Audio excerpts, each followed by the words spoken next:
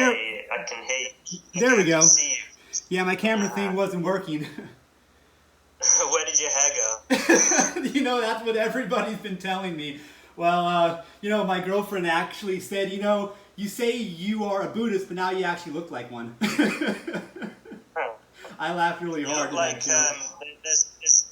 there's a YouTube channel, Visual Politics. You look like the guy that hosts that. He literally just like with the glasses and the beard and the bald head. I've been thinking about doing this for a long time. It was just kind of like, I chose it, I'll try it out and see if I look good with the bald head because I've been having receding hairline issues for many years. And so I was like, you know what? It's just going to keep getting worse. So I might as well see if I look good like Vin Diesel or, or Dwayne Johnson. Fair enough. So how's your week been? Well, I mean, it's only Tuesday, so nothing much. Okay. Just starting university next week, so I'm Nice. waiting for them to upload the reading materials. I hope they're going to do it in time. Otherwise, if they leave it till like Friday, I'm going to have a hell of a lot to read over the weekend. So hopefully they'll do it like today. What classes are you doing? Hold on, I'm going to turn my volume up, I think. There we go. I've got social research methods, which is like a prerequisite for writing a dissertation. And then, which is twice a week, and it's pretty intensive. And then you have to, you use that class to plan out your proposal. So there's that. And then there's China and the World, which I think will be pretty easy for me. And global political economy, which I think will be really hard for me because I don't know anything about economics. Yeah, I don't know anything about economics either, so that sounds like... But I already know the lecturer of that class, and he's a pretty nice guy, so hopefully it should make it a bit easier. I hope he's not a really strict instructor, because I get those all the time where you can't make a single mistake or they dock you points. I've only had one person like that. Like a lot of our lecturers are foreign. I've only actually had one Australian lecturer, and the other three that I had were all foreign. But yeah, it's weird, right? Because one of the lecturers, he is from Ghana, Mohammed, and at the start of the class, he told us that he'd only just graduated from his PhD. So in his mind, he was still a student. So that we were all equal, and that we shouldn't like call him doctor or whatever. We should call him by his first name. And then he told us that he was going to be he's really generous in his marking, so we don't need to stress. So that's great. Then he was actually the lecturer who gave us all the lowest scores. Like everyone I spoke to got a really low score from him after he told us that. So in reality, he was actually a pretty strict instructor. I don't know. I don't know if strict or just, I want to say lazy, because usually they're supposed to give you feedback for your essays, but his feedback was literally like a couple of sentences, whereas some other ones will give you like, a whole paragraph of feedback.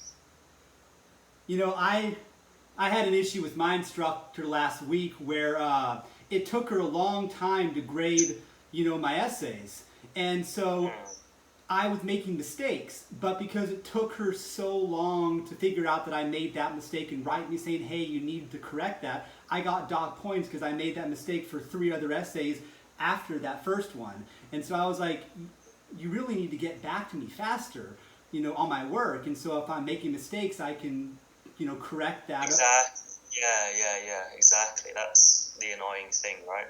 Well, that's with the online thing right now, because the teachers don't seem to know how to do the online stuff, and they're like stressing out themselves and trying to figure it all out. And that's at least what I think is going on, is they're not used to doing it this way, and they're used to being there in person with them and can answer questions, and online it seems they're having difficulty with it. Yeah. We're still having two out of my 3 classes are online this semester, so I'm kind of annoyed about that. Well, I mean, it saves me like an hour and a half round trip on the bus. It's about 45 minutes by bus to uni, so it saves me like a fair bit of time. But it's nice to get out, to be out, and also to have the face-to-face interaction with the lecturers, because you can't really build a rapport with them when you're just through Zoom. I like to build a rapport with my instructors too. That's crazy that you spend that much time on the bus, because I take the bus too to save money on gas, because gas is so expensive. But it's an hour and a half to get to my school on the bus, one way. And so to take the bus to school and back, it takes me 3 hours to do that, and I do it, every day. Yeah, it was like that for me in Shanghai. It was an hour and a half for me in Shanghai, but yeah, luckily here it's smaller place, and I'm closer to the center, so. Do you guys have a good bus system going on? Because ours is every 15 to 20 minutes, and so if you miss a bus, you don't have to really freak out and go, oh my gosh, the next one isn't for another hour. Yeah, well, where I live, every single bus goes to the CBD, so it's like every 3-4 minutes I can get a bus, and then from the CBD it's like I have to change to another bus to university, which is probably every 10-15 minutes. That's a good bus system then. Yeah, my niece went to school in Los Angeles, and she said that if she missed the bus, it was another hour before the bus would show up again. Yeah, it used to be like that in England. Yeah, and so when I was growing up in England, you can't miss the bus. You just can't. Yeah, exactly. And so in England it was like that, and then sometimes the bus would come early, but it wouldn't wait. So if you'd get there thinking you're on time, and then you just stood around for an hour waiting, like, where the fuck's the bus? Oh, before we dive into the Kung Fu, I did want to ask you a question. Since you're very knowledgeable in Chinese culture, what are some of the coolest aspects of Chinese culture that you've been around? Because I want to learn about Chinese culture, but I don't really know. I haven't been able to find any books that really delve into, the old types of Chinese culture and the coolest aspect. Well, I mean stuff that you love, aspects that you love about. Okay. Well, I find the tea culture pretty interesting. But to be honest, the thing with the tea culture is, I do find it really interesting, but it is quite a modern phenomenon in that what we think of as tea culture in China now is not how tea was prepared and drunk and stuff in ancient times. It is quite a recent thing, so it's a little bit misleading there. But I do still, even though it is modern, I do really like it.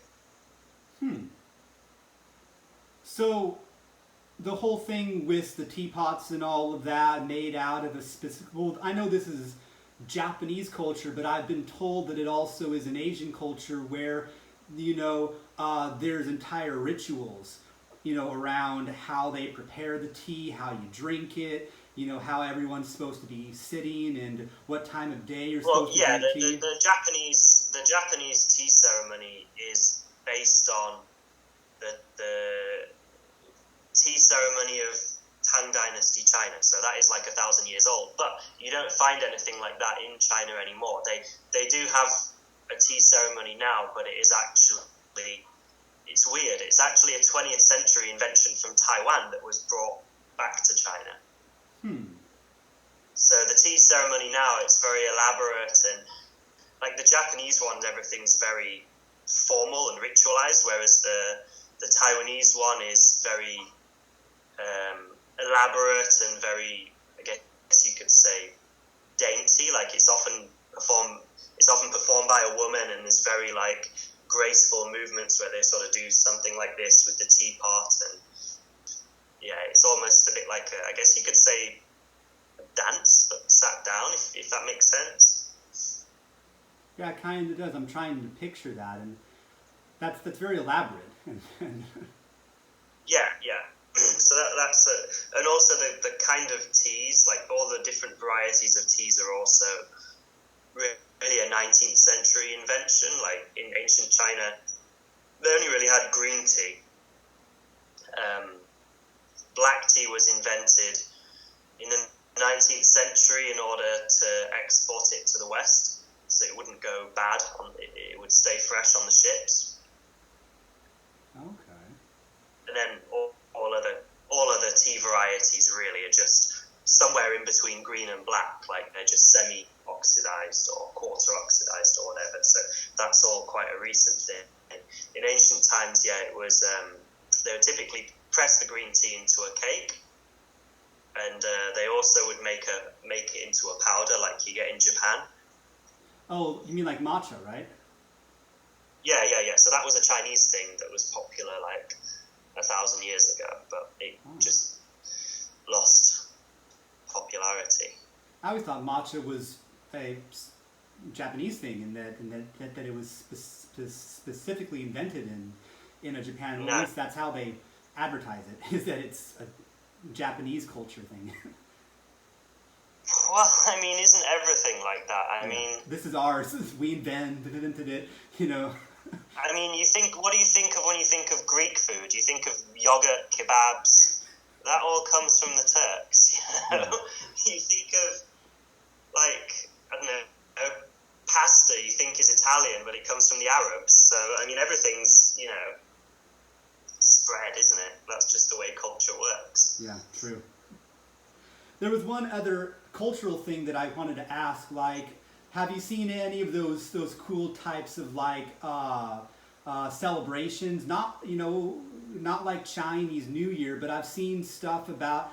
I watched this whole documentary about it where there's this fishing village, and they set off fireworks to ward off spirits before the sailors go out to to go fishing, and that's like a very ancient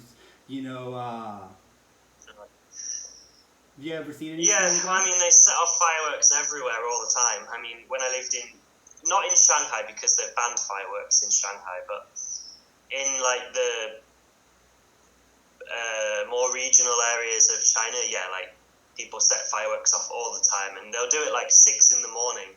Like if there's a wedding in your block, the wedding will begin at like 6 a.m. where the groom will go to pick up the bride from their home and then take them to the venue, and that will be like 6 in the morning, 7 in the morning, and as the groom arrives in the car, they'll just set off hundreds of fireworks, and it will just wake everybody up. And sometimes if they're more elaborate, they'll even have lion dances and drums, and it's like an absolute racket.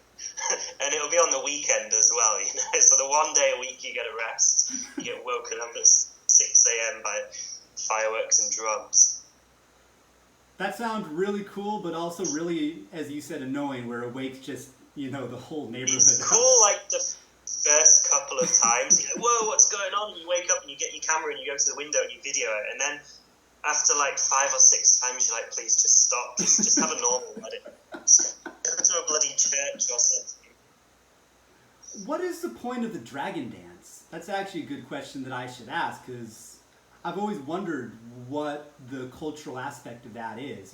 What's the point of the dragon dance? I don't know, to be honest. I mean, they have a lion, they have a dragon, they have something else. I think it's just manifesting a spirit, I guess, just to bring... I mean, the dragon... Well, yeah, the lion and the dragon bring blessings. But, I mean... It's something that you tend to see more in the south. You don't see it so often in the north. But, when you do see it in the north, I feel like they just kind of copied the south. So I don't know. I mean, I lived in the north for most of my time, so I didn't really see that culture so much. Okay. Like if you're in like Guangdong, Hong Kong, Malaysia, Singapore, they have lion dances all the time. It's like a huge thing in like Cantonese culture, but you don't see it so much in other regions. Okay. Oh, do you have any future plans for like going back to China and doing more, martial art videos and stuff, or? Yeah, once the coronavirus is over and travel's lifted, I'm hoping to go to Hebei province, which is just the province that kind of surrounds Beijing. There's a lot of like classical old northern styles there.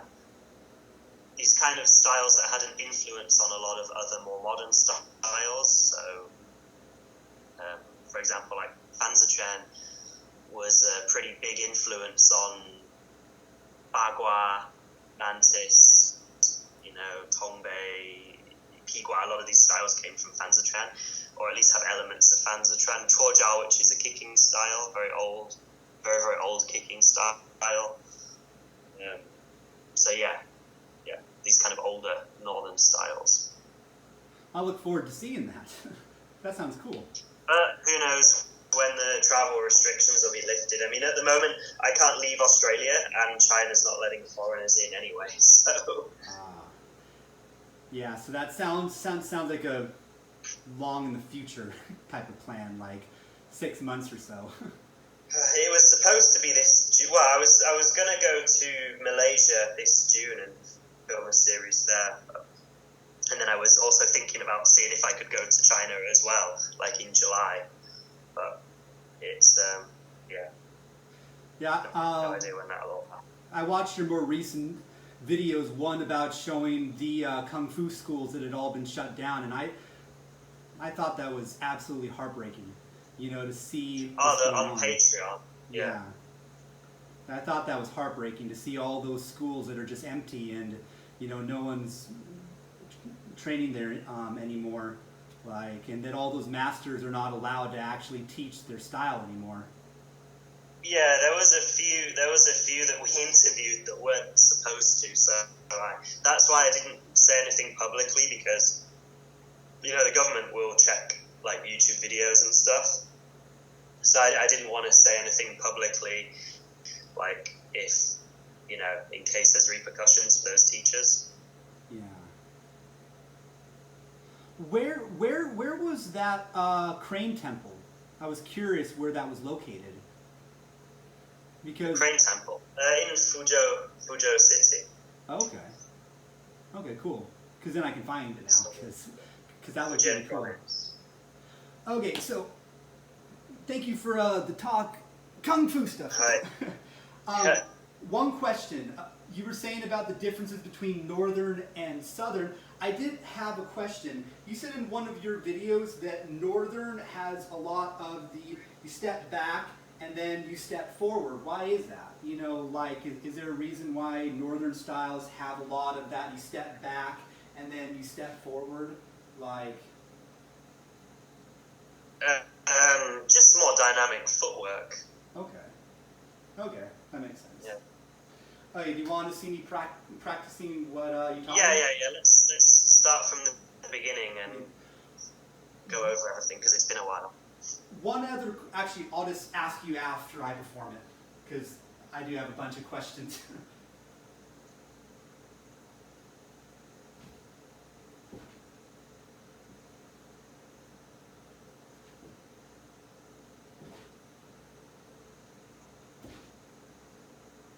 I think I can do that better. I practiced for an hour today. All right, let's see one more time. Do it a few times to kind of get into the flow.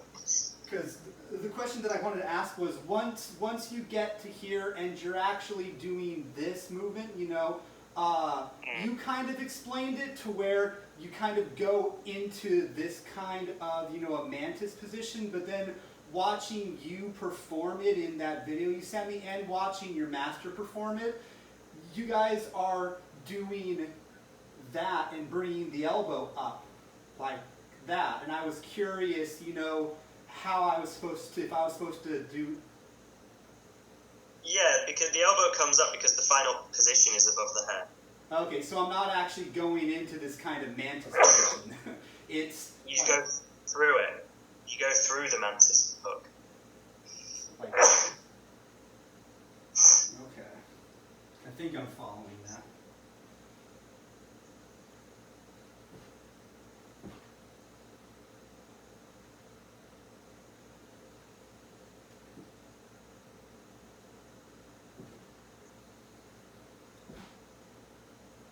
And with this,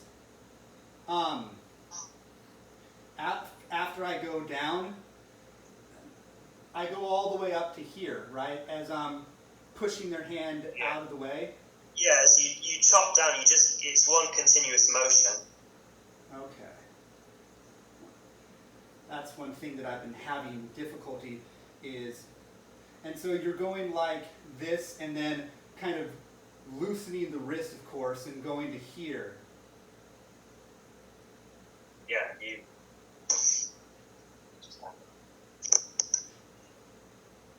Yeah, see, chop down and then round. Okay.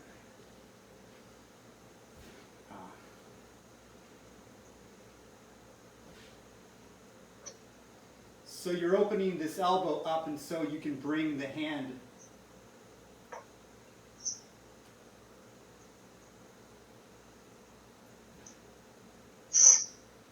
Yeah.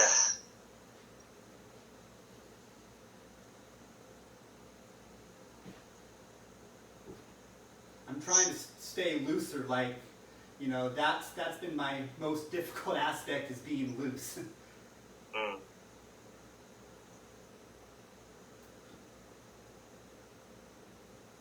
Yeah, don't separate that. It's one continuous motion. So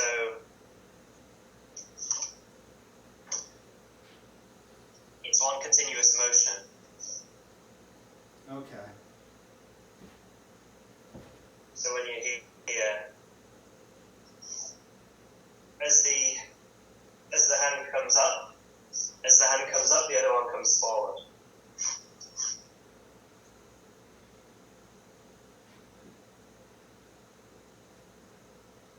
Yeah, exactly. Okay. Like, that is what's going to take me a lot more practice, is doing that, because I spend most of my time just trying to get that hook down. And from watching you and your master perform it, I realized that I wasn't doing that and turning the hand over and then doing the, you know, so I was doing that, you know, and I was completely doing it wrong. So I've been trying to spend my time to get the hook right, and pulling with the elbow is so challenging for me. Like, wanted to ask a little bit more on, so this is not in motion at all. When you are doing the hook, you're pulling from here, right? And the elbow pulls the whole thing through. Right, yeah, exactly. Why are you using the elbow in this movement? Like is there like a... Well, what else would you use? I don't know what. That's a good point. I was trying to think. Well, the other option is your arm's just going like that, so it's just the shape of it. Okay. Because I was thinking, why don't you use the the shoulder more with it? But okay. Yeah. See if I can get that right this time.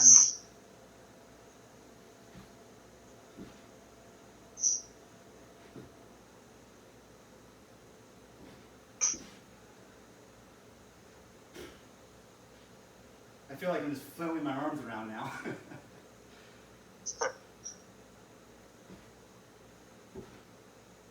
Oh, one other question. I'm pretty sure I already know the answer, but when you are going to this stuff, the elbow should be tucked in, right? With... Yeah. The elbow's always in along these train tracks with the ribs. Okay. And so when you're going forward, the elbow doesn't go up at all. It's just like that. Right, yeah. Gotcha. Okay. There's a few little things I need to correct on.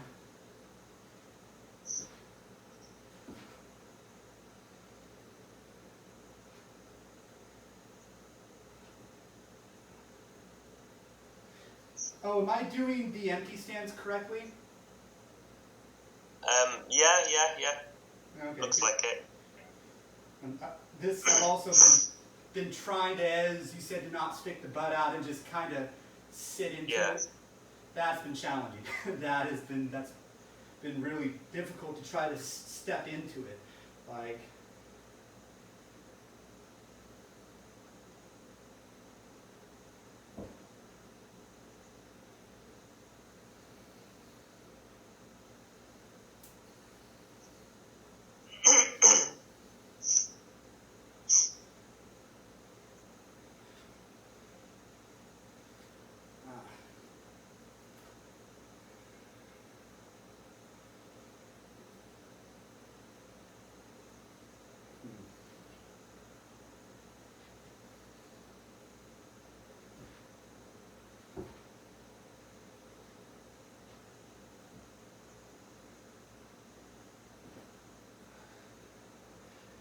oh, am I going too fast with that? Like, I feel like I'm going way too fast when I'm going down and then going up, that I'm doing it wrong. Like, should I kind It's supposed to be fast. It is supposed to be fast. True. I just remember always being taught, practice slow to make sure you get it right, and then speed it up and go faster and faster to make sure that you're doing it all correctly. Well, I mean, you just movements like this are using gravity, so there's not really anything else you can do. Yeah.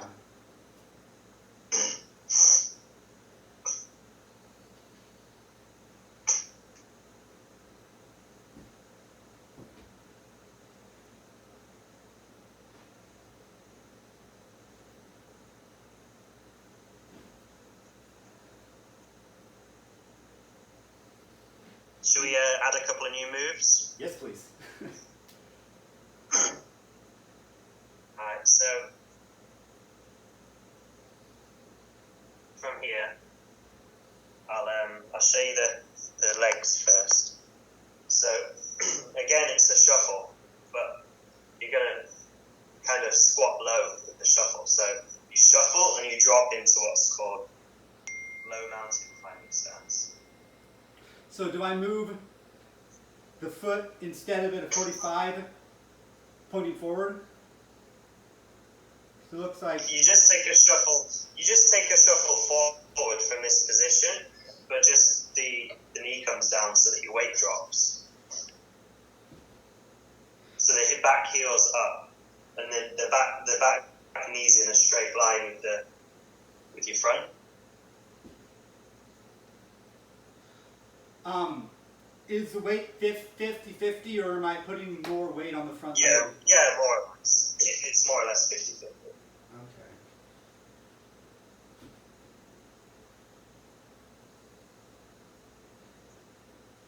How high should the heel be up?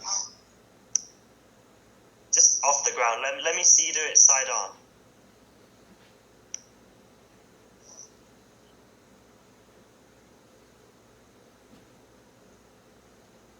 Yeah, you can go lower. Try and get your back leg more Like that? parallel with the floor. Yeah. So it should feel like a sprinter on your marks. Like as you're about to, well, the body's straight, but the feeling is like Okay. you're about to take off to sprint. Right. Got it. So his back leg wants to be nice and bent. Okay. Let's see if I can do this now. Yeah. Like this. And the back leg wants to come up so the knees are quite close together.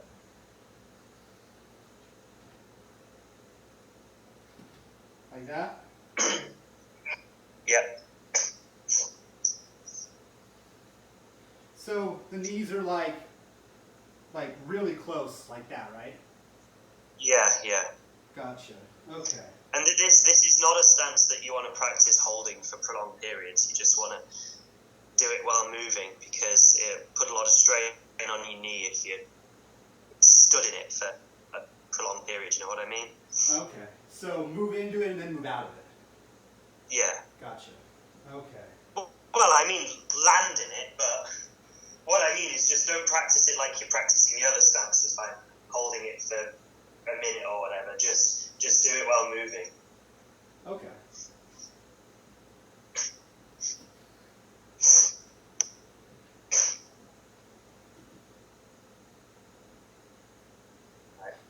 Should And my... then for the hands... Yeah, go on. Oh, I was going to ask, when I do this, my body should be facing forward, right? Or should it be more to the side? Well, I'm going to explain that with the hands. Gotcha. So, you're here, right? And your body's side on. And then this hand comes under again, same as before. But you're going to do a low punch. And yes, the body's side on. So you go 1, 2. And that's from that, from that movement. Yep, right? so you hit the face, the opponent blocks, you move their arm out the way and you punch under it. And you're punching the gut, right? Yeah. Gotcha. Okay. The traditional way is with this middle knuckle one, but you can just do it with a normal fist as well. I mean, if you haven't, like we talked about before, if you haven't done specific training, there's not really much point in using it. Okay. It's just more penetrating, but if you're hitting the ribs and you haven't got the conditioning and the strength anyway, it'll probably just buckle into a normal punch anyway. Yeah, so you would need to do that whole hitting the sandbags and all that, right? Yeah. Right. So, I mean, normal punch, I mean, it doesn't really make a big difference. With this punch, is it where the wrist is bent like that, or is it locked? Like when you... It's straight. If you bend it, it's going to break. Huh. That's weird, because I was... Because you're hitting here. If you bend it, it'll just collapse on impact, and you'll probably break your wrist. Okay. Yeah, because I've been taught two different ways. I've been taught, of course, with the wrist lock, but also that when you're punching straight, I was taught that you're supposed to bend the wrist just a little bit, and so all the knuckles align in one line when you hit the face. Like that's how I've always practiced doing a vertical punch, is to have the wrist bent a little bit. So you're saying that's wrong? It's not. Just straight. I'm gonna have to start practicing. If you have it like that, it's gonna. If you have it like that, it's gonna buckle. Like this. You can go hit a bag both ways and see how you feel. But... Okay. Gonna have to out-train that bent wrist for the... Gonna have to out-train that then. Okay. So yeah, from here, you're just going and coming into the ribs. So with the low stance, you're essentially dropping down. So your head will drop a level.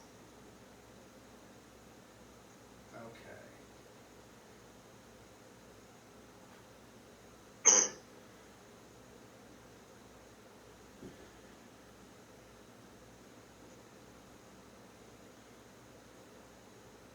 Punch and step at the same time as well. Punch and step at the same time.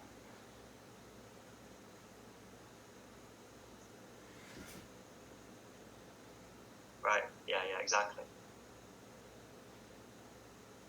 The hands and feet always need to be coordinated.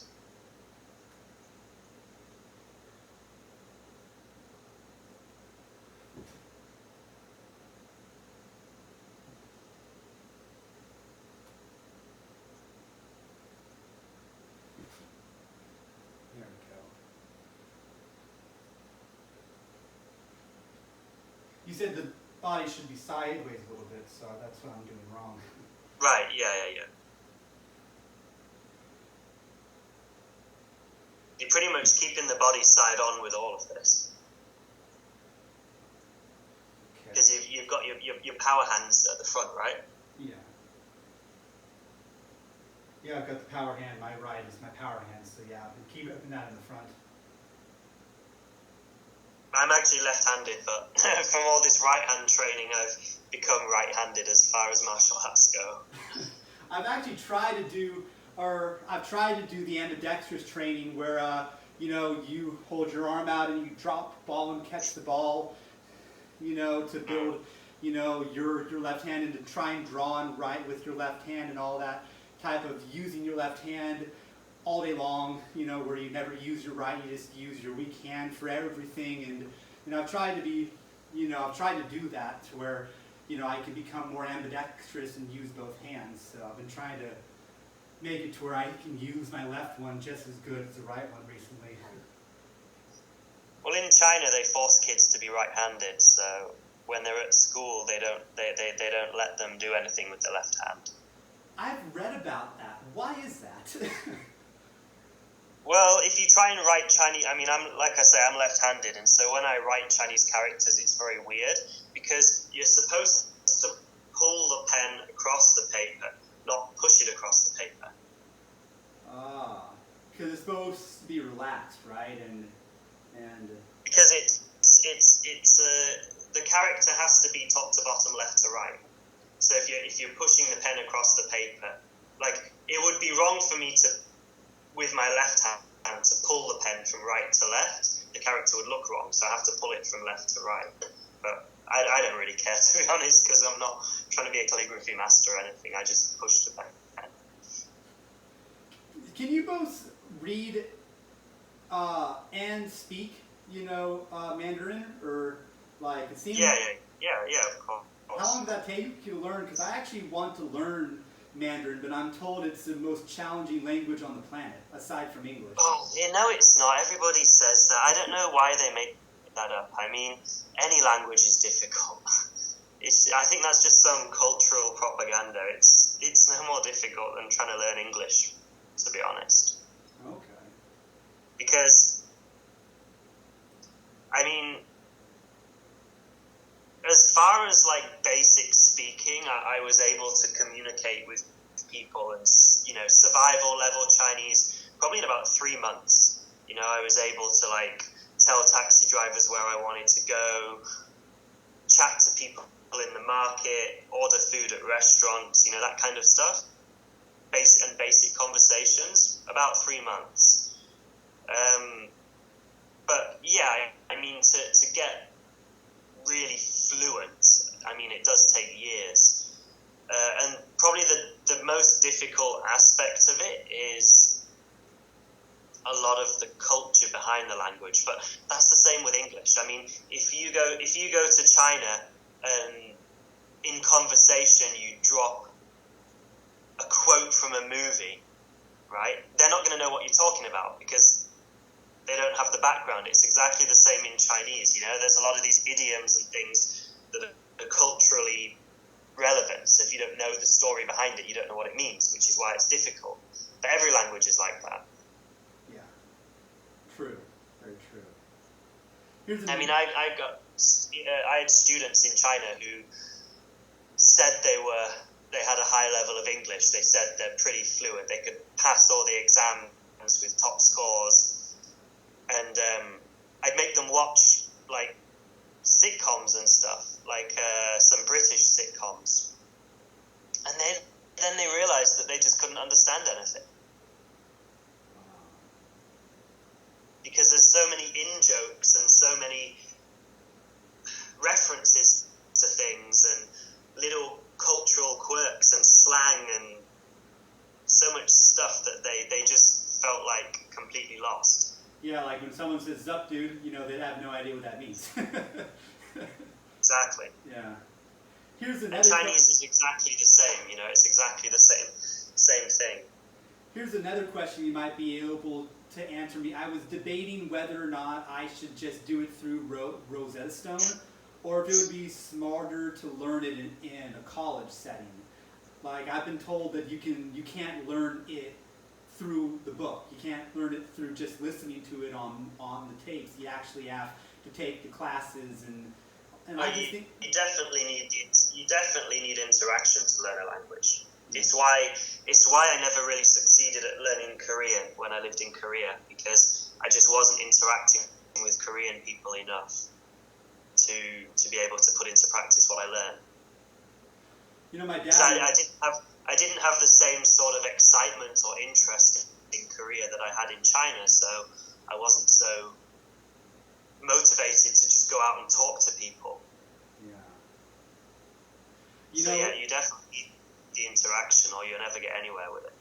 That's pretty cool that you lived in Korea, because when my dad was in the army, he was over in Korea like only a year after the Korean War, and and so he has some stories of the things, because it was only a year after the Korean War that he was there.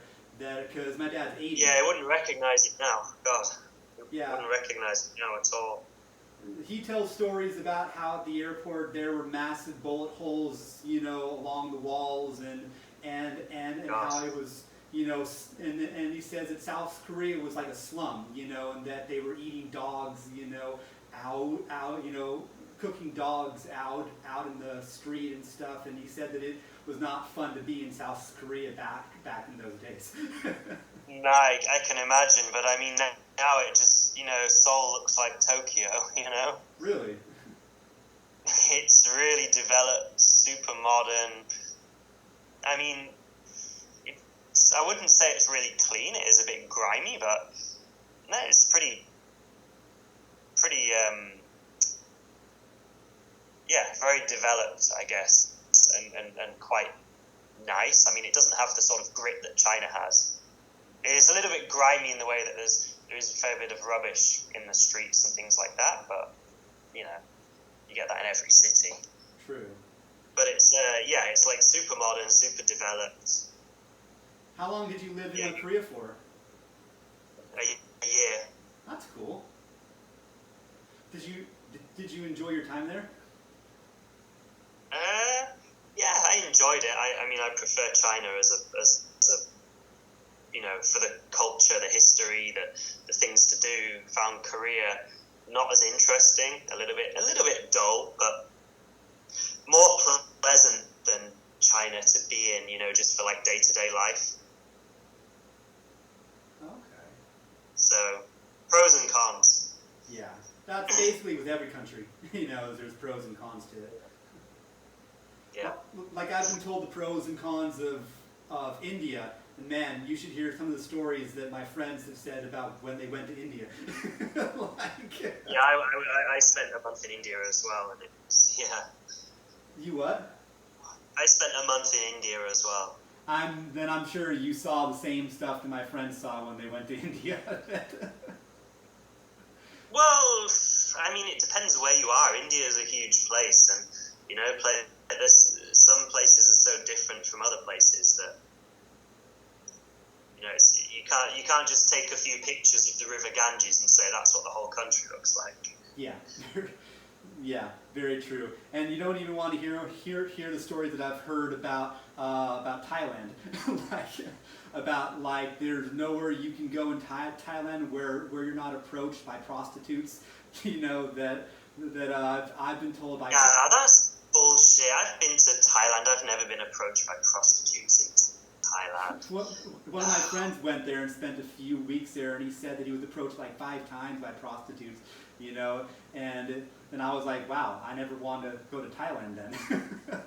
He's probably in the wrong places. I don't know. I didn't have a single prostitute approach me in Thailand at all. Wow, that's funny, because he really, you know, because of me learning Muay Thai, I've always wanted to go and see Thailand. But after hearing the stories about how bad it is, I was just like, I don't think I really want to go there. Bad. Thailand's awesome. It's really beautiful. The people are so nice. Everybody's so friendly, you know. Really, really nice people. Some of the nicest I've ever met. And it's nice. The culture's interesting. You know, the scenery is pretty amazing. It's a good place. I like it. The food is good. Well, that's really cool, because it's nice to hear that it's not as bad as I've been told it was, because as I said, I've always wanted to see Thailand, and I've always wanted to go and visit it. I didn't go to Bangkok. I don't know what Bangkok's like, but That's actually where we went, with Bangkok. And right, yeah. I mean, I was in. I went to like the south, the coast, quite close to Cambodia. We only went through Bangkok airport and then just got a car and went from Bangkok. Just drove through Bangkok. Well, not even through the city, but out of Bangkok and then towards the Cambodian border. That might be why you didn't experience what he did, because maybe Bangkok is like that and parts of Bangkok are like that, like... I suppose if you're in like the backpacker area as well, I mean, you're going to get that anywhere. Like, I mean, when I was in the Philippines, in Manila, there's a lot of sketchy stuff going on in Manila as well. There's sketchy stuff going on in Los Angeles, just in my backyard. So. Exactly. So, Do you mind if we go back to the Kung Fu thing here for a bit? Yeah. I was going to add another move on, because awesome. we just to finish this section. Yeah. Yeah, just do it one more time. Yeah. Oh, I'm sorry if I talk so much. I just like, I'm a person who likes to have conversations and discuss stuff. So sorry about that. It's okay. All right.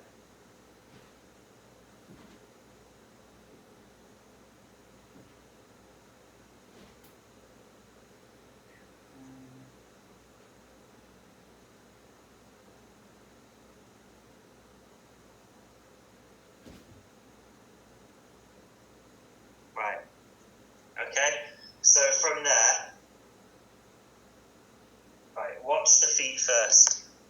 Again, so always start with the feet. So from here, step behind, go a bit further away. Right, so step behind. Wait, let me just. Oh shit. Okay.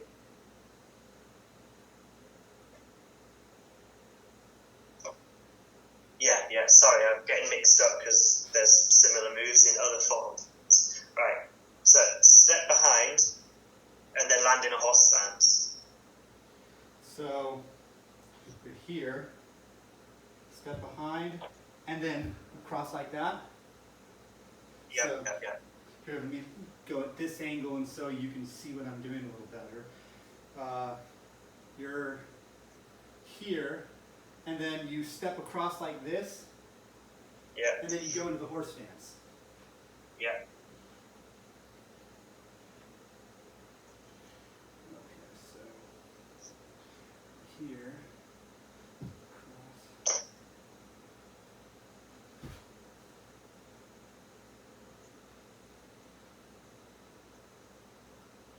Trying to watch how you're doing it. I'm trying to figure it out because it feels weird. Wait, no, sorry, I'm messing it up. It's not. That's later in the form. Okay. It's just a shuffle into a horse stance. Sorry. That's okay. I was getting this form, and there's another form that's similar, and there's a lot of crossover. So I get it mixed up.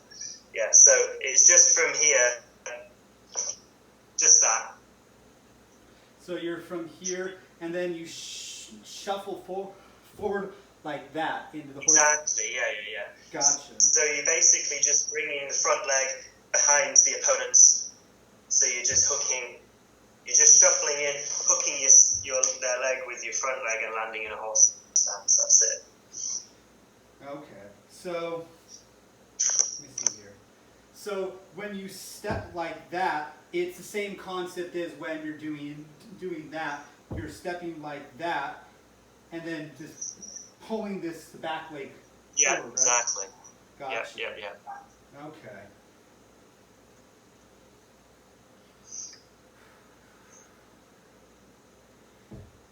Should I take a big step, or a half step? Depends on where your opponent is. Right. I mean, it could be big, could be small. Just do it whatever's natural when you're doing the form. Okay.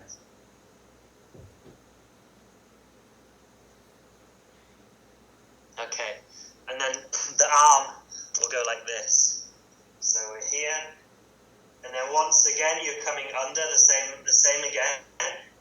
under and then doing an elbow.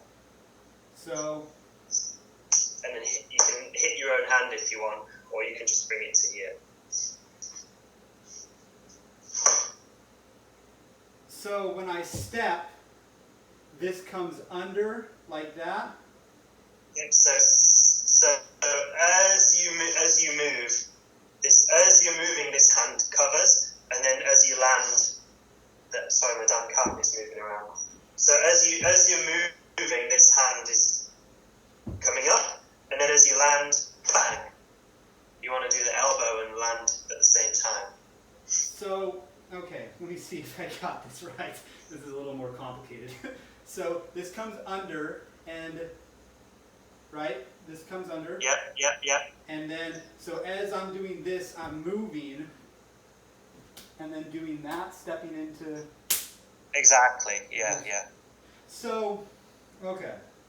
So, as I'm doing this, I'm stepping, so I'm moving while I do it. And then as I go into the horse stance, I do the elbow. Right. Gotcha. So the landing of the horse stance will corkscrew your body into the elbow. Okay. So, gotcha. And so, as like that. Yeah. All right. Yeah, I can feel the power behind that. That's really cool. I can feel. And when I do the elbow, is it like a Muay Thai one where you're trying to get the bone, or is it just the arm is straight? It's here. Okay. So it's not the elbow, you're connecting the bone here on the forearm to it. Yeah. Okay. So when you're hitting your own hand, right, that's where you're hitting with. Okay. So I'm not aiming for the bone on the elbow, underneath the elbow is the arm. Gotcha. Well, that bone would be when you're doing a backwards elbow. Okay. This one you're not just trying to skim, you're trying to cut in, like penetrate in. Yeah. And so like this. Yeah. So this whole area here. Like that. one more thing, when you're doing it, it looks like you're bringing the hand to your chest when you do it, right? Like. Tuck it in the same as when you're doing your stance. Right. Tuck it right into the armpit. Okay, got it.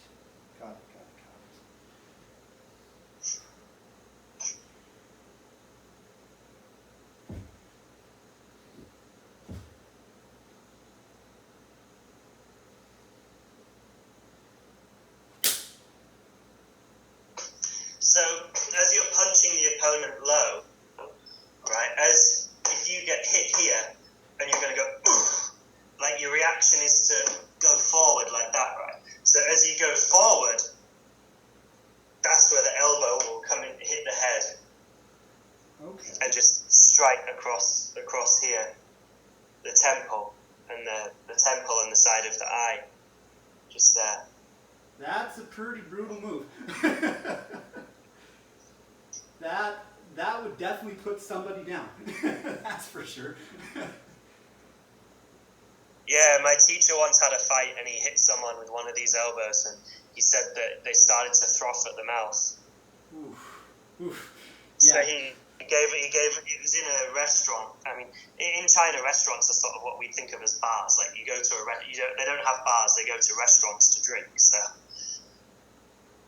he got into a fight and he hit this guy, and then the guy started lying on the floor and frothing. So Shifu gave the waitress like a load of money and was like, call an ambulance, and then left. The other guy challenged him, like, Dog Fist guy, and he was apparently mouthing off about Mantis and I don't know, this and that, and so Shifu just said to him, like, well, let's see what you've got then. And the guy's like, oh, anything you throw at me, I can counter. And Shifu's like, are you sure? And he's like, yeah, go on, throw anything you've got, attack me. So Shifu jumped at him and did a downward elbow, like, bang, like that. And of course the guy couldn't counter it. He just dropped. Let me ask you a question. What do you think of that? What do you think about all these martial arts, and especially within like the kung fu worlds, that everyone says theirs is better? Everyone says, you know, Hung Gar says that they're better than Wing Chun, and Wing Chun says that they're better than what's it called? Chow Lei Foot, I think is how it's pronounced.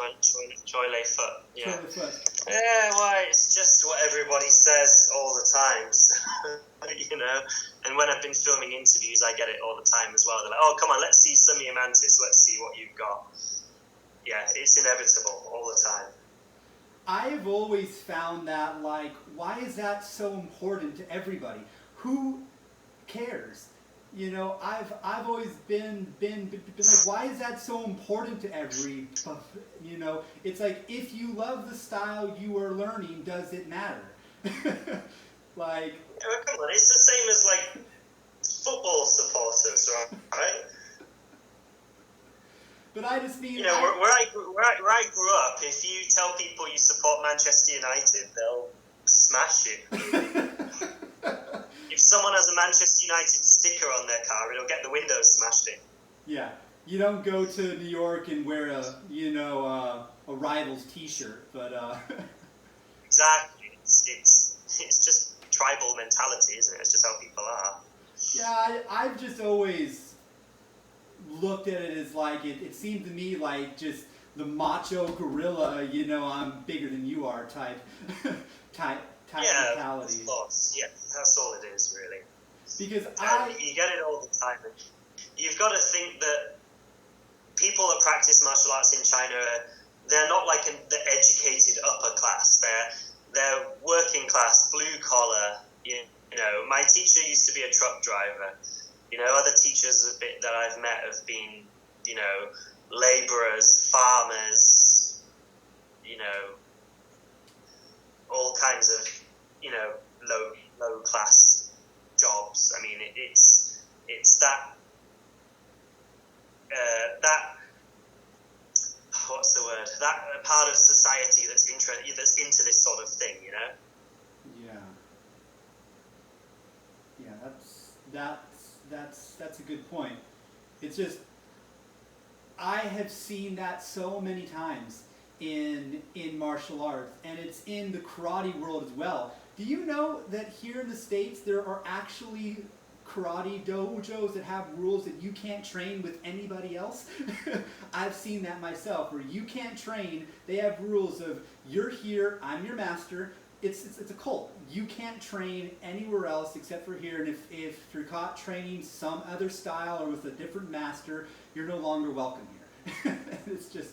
Well, I mean, that is the culture, really. I mean, my teacher wouldn't like it if I was going off training with other Mantis people. How do you feel about that?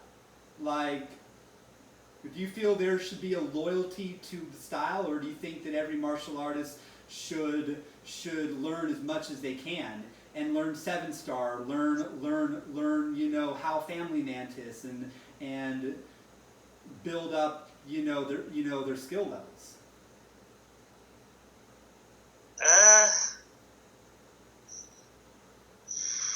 don't know. I don't really see the point. I don't see the point in going and... You see, this is the thing, right? A lot of Westerners come to China and they'll go a couple of weeks with this teacher, a couple of weeks with that teacher, a couple of weeks with another teacher, and they'll basically just collect like some forms. But they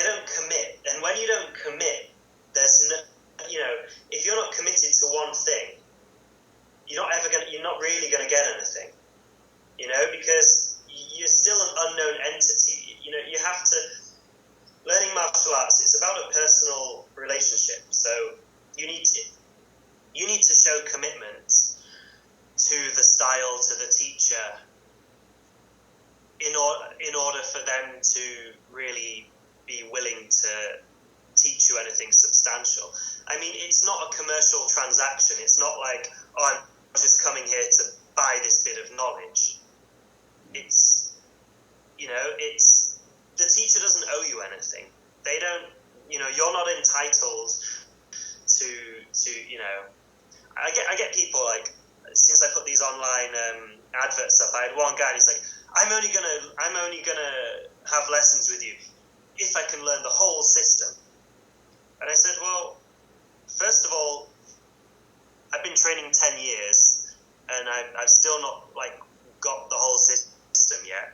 Secondly, there's quite a large body of material that's you have to undergo a discipleship ceremony, which requires an amount of commitment, and you need to have a solid relationship with your teacher. So I wouldn't even be allowed to teach that.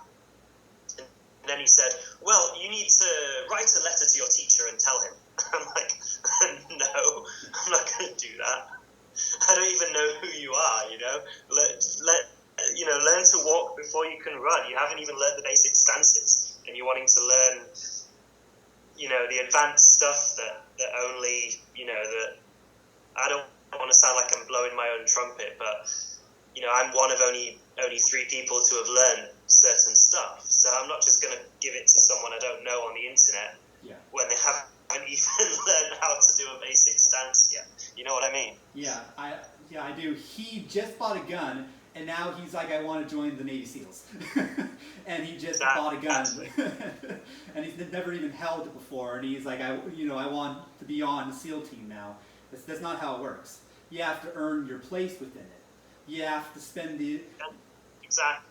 You have to spend the years... And so if you're doing what a lot of these guys that come to China do, I see it with the Shaolin is probably the worst for it, because a lot of the schools in Dongfeng, they have like dormitories and stuff, and they'll run some kind of program. So you get these groups of Westerners, and they'll come and they'll go to one school and learn a couple of forms, and go to another school and learn a couple of forms, but they end up with loads of these forms, but there's no coherent system. Like, everything fits together as a system. It's not like I could go to 7-Star and learn their versions of forms, which will be different to the versions from my school, and so it won't fit together. It won't, because everything builds on top of each other. Yeah. So I don't really see the point. I mean, I could go and I do. When I lived in Yantai, I used to get together with people that were training with other styles of mantis, and we would exchange. But that's different from going to their school and asking their teacher to teach me. Yeah. Like, comparing stuff is one thing, but if I went to another, if for example, like the form Jia Yao, if my teacher wasn't teaching me it and then I went to another teacher and learnt it, like, that would just be really, really disrespectful. It'd be like going behind his back because he felt I'm not ready for it yet, or for whatever reason he didn't want to teach me. So I went to get it from somewhere else. First, it would be different, and second, it would be really, really dishonest. The exception to that would be if you specifically ask your teacher and say, look, this other style has got this thing that I'm really interested in, could I go? And they would contact that teacher and say, my student wants to come and learn this thing from you. And, those two teachers would arrange it. I hope you realize... Oh, I'm sorry, what? No, that's it. I finished what I was saying. Okay. I was just going to say, I hope you realize with me that I'm really trying to commit myself to this style. That I'm trying to go, ever since, I first, messaged you, I've been like, I want to learn this the way you think I should learn it. I've tried to not be like, I want to learn this, and this. I've just been like, what do you think I should learn? How should I begin within this mantis system? And so, I hope you realize that I'm not like those other people that are just going to train with you for a few months and then disappear. You know, like I really want to begin from the bottom. Yeah, I know. I can spot the difference pretty quickly. It's how people contact me as well. You know, it's how it's attitude that I see as an important thing. Because I take this very seriously, and I take, you know, your style very seriously, and I want to start from the bottom and spend the time practicing every single thing and get it right, you know, and I don't want to move on to something new until I know that I can do that correctly, you know, because if I can't do this correctly, then I'm not going to be doing the form right. And so I want to go slow, and I want to make sure that I build that foundation correctly. You know, and I know that's going to take a lot of time, and I know that I'm going to be at this for a long time, and I put every free time that I can find into training. You know, if I could, I'd spend 3 hours a day doing it, and I've been trying to find the time to practice and train. But my girlfriend has even said, "Do you spend time doing anything other than school?" And I'm like, "Thanks for reminding me." No, I don't have time to really do much of anything except have 3 screens in front of me, you know, doing schoolwork and taking tests every day, because this is the summer courses, and so I'm having to do what would normally be, you know, a 2 or 3 months course in like 5 weeks, and so it's a lot of stuff that I'm having to do, and I've been trying really hard to find time to train. And well, I mean, just you've got to have your priorities, right? So I mean that takes priority over this. I mean, God, I see people that end up just like giving up their life just to do martial arts, and at the end of it, they have nothing. So I mean, you've got to realize that martial arts is always just secondary to real life, and don't get the priorities mixed up. Yeah. Because otherwise you'll end up being like 40 years old and broke, and all you've got is a collection of rare forms and some iron palm skill, and that's not gonna get you anything. You know, when I was in ninjutsu, my sensei said something very similar to that. That he said that a sock is not your whole outfit. And he said that imagine martial arts as just one part of your outfit. That you don't just walk outside with just a sock on. That he put it the same way, that you can't give up other things to train, because, you know, he said the same thing, that he sees these people that don't spend time with their girlfriend because they're in the park practicing, you know, martial arts. And he's like, that's wrong. You have to learn to balance it out, and you have to wear your whole outfit with the sock on, you know, but you still have your whole outfit you wear. And like I know this guy, he's a Chinese Canadian guy who was living in Shanghai, and he training martial arts, and he went to Thailand for his honeymoon with his new wife. And he came back and I said, "Hey man, how was your honeymoon? How was Thailand?" He's like, "Oh, it's great. I spent every day doing Bagua circle walking in the sea." And I'm like, "What the hell? You're supposed to be with your wife, like enjoying like a paradise island, and you're doing bloody Bagua circle walking in the sea." He's like, "Yeah, but my circle walking's so good now." And I'm like, "Come on, man."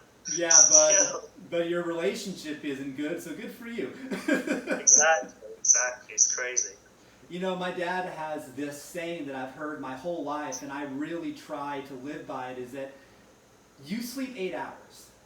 That leaves you with 16 hours every day to get everything you want done. And if you can't do that, then you're doing something wrong. Because even if you sleep 10 hours, that leaves you with 14 hours to do everything you need to. And that should be enough to get, you know, to do martial arts, to do schoolwork, to spend time with your girlfriend or your wife. You know, if you can't find the time, you're not living your life correctly. Exactly, yeah.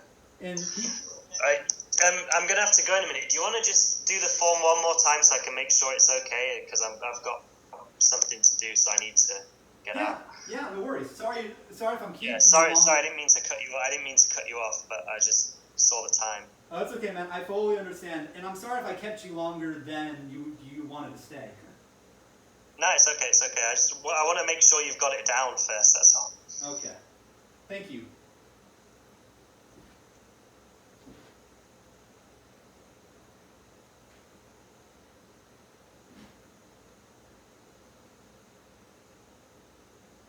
This is the...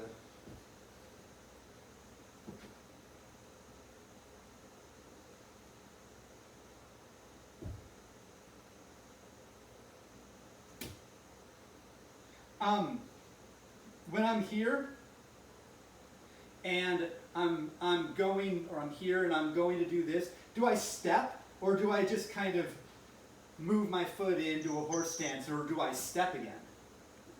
Yeah, you go here. So I'm stepping, got it. So you shuffle. You shuffle. Okay. So it's here. Oh, one more thing. When I'm here and I'm doing this, is it like, do I want to bring the elbow up when I do it, or does it stay here? Okay, it comes back. So it comes back here. So and it then it comes out. Yeah. So it chambers and then goes out to that. Right. Okay. See if I can get this then.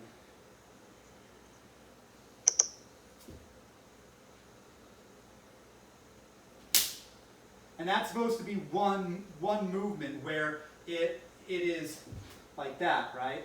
Where it's right. Yeah, exactly. It's one movement, right? Don't break it up. It's one continuous movement.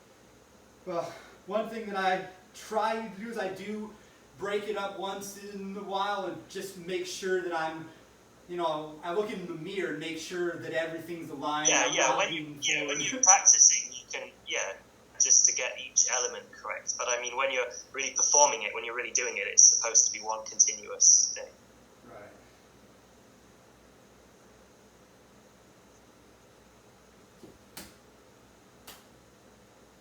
Yep, looks pretty spot on to me. Just needs more it all needs practice and linking together, But as far as the basic movement, you've got it down, I think, pretty okay.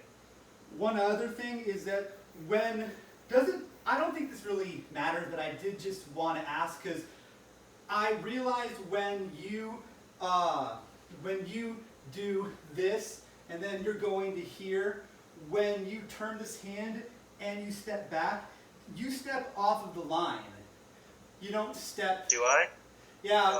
That's probably a bad habit.